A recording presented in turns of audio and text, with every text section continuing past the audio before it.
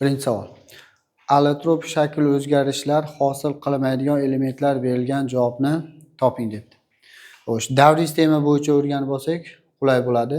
Allotropiya hosil qilmaydigan guruhlar: birinchi guruh, xo'sh, ikkinchi guruh, yo'q edi. 7-guruh va 8-guruh elementlari allotropiya hosil qilmaydi.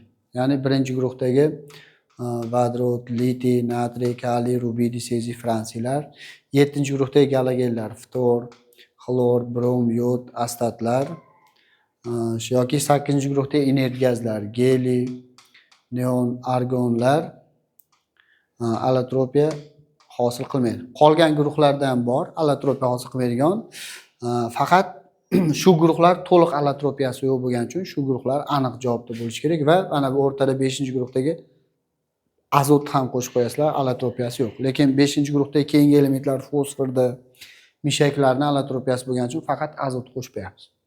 Shuni yodlab olish kerak. Shularda allotropiyasi yo'q, qolgan elementlarda allotropiya bo'lishi mumkin. Qolgan guruhlarda allotropiya bor. Endi javoblarni ko'ramiz. Kislorodda allotropiya bor, ozon bilan kislorod molekulasi, xlorda yo'q. Bizda to'liq yo'q bo'lishi kerak. Shuning uchun A javob kislorodda borligi uchun chiqib ketadi. B javob vodorodda ham, fosforda ham allotropiya, fosforda bor, oq, qizil, qora, vodorodda yo'q allotropiya. C javob temirda allotropiya alfa, beta bo'lishi mumkin. Oltingutda ham bor allotropiya, rombik, plastik oltingutlar.